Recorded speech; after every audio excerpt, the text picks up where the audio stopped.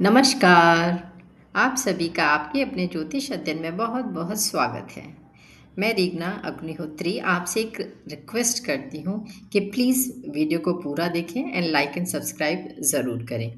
आज का हमारा जो विषय है, वो है बुध ग्रह। बुध किन चीज़ों का कारक है? बुध से हमें क्या-क्या देखते हैं या हमें क्या-क्या चीज़ें मिलती हैं, वो जानते हैं आज हम। जैसे कि बुद्धिमत्ता, आपकी आईक्यू, आपकी एजुकेशन, आपके फ्रेंड्स, आपका बिज़नेस, ये और मैथमेटिकल नॉलेज, गणितीय वैज्ञानिक ज्ञान, ये सब हम बुद्ध से देखते हैं। आपकी निपुणता, आपकी वाणी, प्रकाशन और पढ़ाने का आपका जो हुनर हो सकता है, पढ़ाना पसंद कर सकते हैं और आपके मामा-मामी ये रिलेशन में लिपिक हो सकते हैं, दत्तक पुत्र, हँसी-मज़ाक, हाज़िर-जवाबी जो होती है, जैसे कुछ लोगों को देखा बहुत तुरंत आंसर करते हैं, ये मरकरी यानी बुध अच्छा होता है तो करते हैं इससे। ये सब हम कुंडली में बुध से ही देखते हैं, ये कारक हैं। यानी अब हम जानते हैं कि बुध से रिलेटेड कौन-कौन से व्यवसाय और कार्यक्षेत्र होते हैं। आप बुध से कैसे देखेंगे? जैसे कि व्यापार है, कानून आपकी एजुकेशन है, यातायात है, हस्तकला, लेखन में, वाणिज्य में और लेखन का जो सामग्री होती है, उसे बनाने में आप टीचर हो सकते हैं, ट्रैवलिंग में इंटरेस्ट हो सकता है, पोस्टमैन हो सकते हैं, ज्योतिष, राइटर और मिमिक्री वाले कुछ लोगों को मिमिक्री करते हुए देखा होगा कि दूसरों की नकल उतारने का भी बहुत इंटरेस्ट रखते हैं, ऐसे व्यक्ति हो सकते हैं। गणितज्ञ, चार्टर अकाउंटेंट, सलाहकार, रिपोर्टर्स, पुस्तकालय में काम करने वाले, संचार और कंप्यूटर की सॉफ्टवेयर प्रोग्रामिंग में, ये सब फ़ील्ड जो होते हैं मरकरी यानी बुध। बुध यानी हिंदी में बुध कहते हैं, वैसे इसे मरकरी कहते हैं, से रिलेटेड है। अगर कुंडली में बुध अच्छा है, तो व्यक्ति जो है इनमें से किसी भी क्षेत्र में हो सकता है, ये हम कह सकते हैं। आप जानते हैं कि बुध की 2 राशियाँ होती हैं, एक है मिथुन जिसको हम 3 नंबर से जानते हैं और दूसरा है कन्या, जो कि 6 नंबर राशि है। ये राशियाँ होती हैं।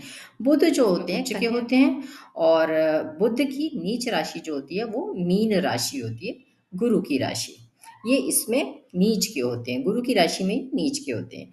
ये आप देख सकते हैं कि आप जो कि जो 12 नंबर राशि है, जो मीन अगर गुरु हैं, गुरु की जो राशि है अगर बुध वहाँ पर हैं, तो ये अच्छे रिज़ल्ट्स नहीं वहाँ पर देते हैं। ठीक है?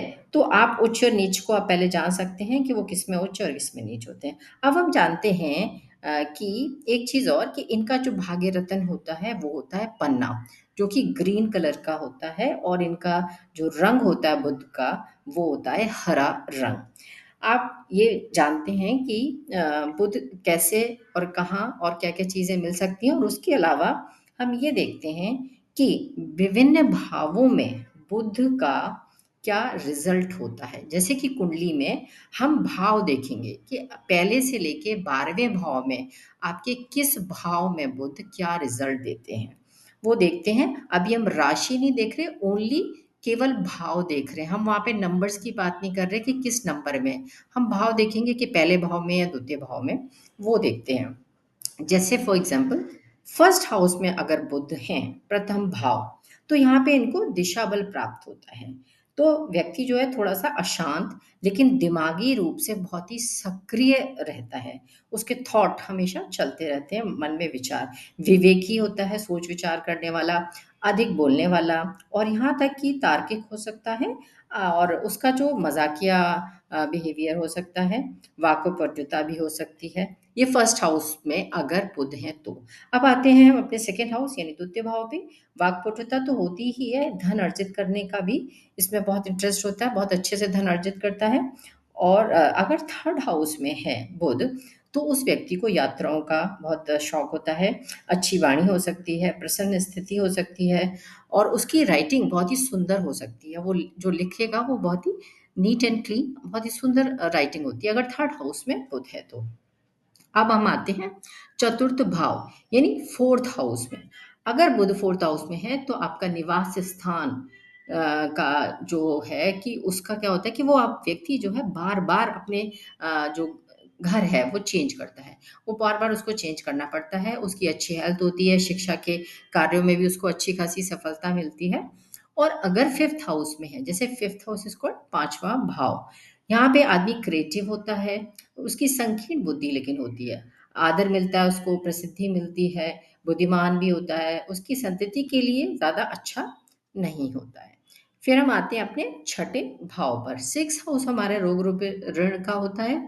तो यहाँ पे व्यक्ति थोड़ा सुस्त होता है, निष्ठुर भी हो सकता है, क्षीण स्मरण शक्ति होती है उसकी, निर्बल नाड़ियां होती हैं, स्वास्थ्य रिलेटेड थोड़ी सी चिंता रहती है, और बाकी चीजें धनवान होता है, थोड़ा सा चतुराई में थोड़ी कमी होती है, वो इतना ज्यादा क्लेवर नहीं होता। फिर हम आते हैं अपने सेवेंथ भाव पर। सातवां हाउस जो होता है हमारे लाइफ पार्टनर का होता है।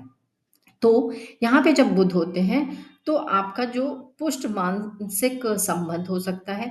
आप अच्छा चाहते हैं कि आपका जो लाइफ पार्टनर है वो आपके हिसाब से वो अच्छा हो, आपके अकॉर्डिंग ही उसके थॉट प्रोसेस हो, अगर सेवेंथ हाउस में बुध है तो। अब हम आते हैं एट्थ हाउस में। एट्थ हाउस हमारा क्या होता है, हमारा एट्थ हाउस सडननेस का होता है। तो यहाँ पे अगर बुध है तो सिक्रेटिव होगा, दीर्घायु हो सकती है, प्रसिद्ध होता है, धन संपत्ति उसको अच्छी मिलती है, गणित में निपुणता होती है, भाषण देने में भी वो संकोच करने वाला होता है थोड़ा, मतलब कोई स्पीच दे रहा है तो, और मंच से डरने वाला व्यक्ति होता है अगर एट्थ में आपका बुध है तो। अब हम अपने आते हैं नाइन्थ हाउस यानी भाग्य भाव, धर्म भाव।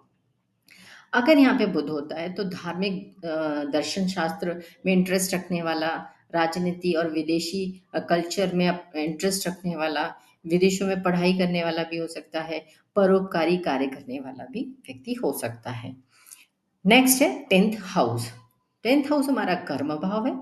जो भी आपने एजुकेशन ली है उसी से रिलेटेड, आप उसी से संबंधित आपकी जीविका आगे चलती है, प्रसिद्धि मिलती है, सम्मान मिलता है, सफलता मिलती है, और आप अच्छा बिजनेस भी कर सकते हैं। Next is eleventh house. Eleventh house आपकी डिजायर्स का होता है और आपके फ्रेंड्स का होता है। यहाँ पे बौद्धिक होता है व्यक्ति, मानव से संबंधित सामाजिक विषय उसको बहुत अच्छे लगते हैं, धनवान होगा, परोपकारी भी होगा, उसके बहुत सारे फ्रेंड्स भी हो सकते हैं। अब आते हैं अपने ट्वेल्थ हाउस पर, बारहवां भाव। 12वें भाव में जब भी बुध होते हैं तो चिकित्सा की योग्यता हो सकती है उसको, लेकिन उसमें आलस्यपन थोड़ा होता है अगर बुध यहाँ पर है, और काव्य में इंटरेस्ट हो सकता है, उदार व सहायता करने वाला होगा, उसकी ऐसी प्रकृति देखी जा सकती है, जिज्ञासु होता है। आप अपने बुध को देख सकते हैं यहाँ से कि वो कैसा है। इन 12 भावों में आपको बताया गया है कि अगर इनमें से कहीं भी बैठा है बुध तो ये स्थिति हो सकती है कुंडली में, लेकिन उस पर किसी नेगेटिव प्लैनेट जैसे राहु केतु या शनि की दृष्टि नहीं होनी चाहिए, इस बात का विशेष ध्यान रखें। अगर कोई नेगेटिव प्लैनेट बुध को दिखेगा तो उसकी जो क्वालिटीज बताई गई हैं उनमें कुछ कमी हो सकती है, तो इस बात का विशेष ध्यान रखें।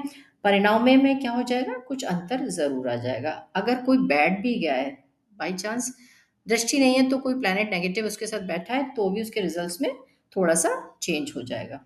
अब हम आते हैं कि रिजल्ट में कमी तो हो सकती है, ये प्लैनेट कमी ज़रूर देंगे, लेकिन अगर गुरु ही साथ बैठ जाएं और दृष्टि से देखें तो वहाँ भी रिजल्ट थोड़े से अच्छे हो सकते हैं।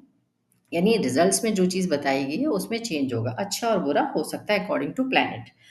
अब यहाँ पे जो चीज़ें बताई गई हैं, हमने आपको उसके प्लेसमेंट के बारे में बताया कि किस घर में बैठा है, केवल आपको इस चीज़ पर ध्यान देना है।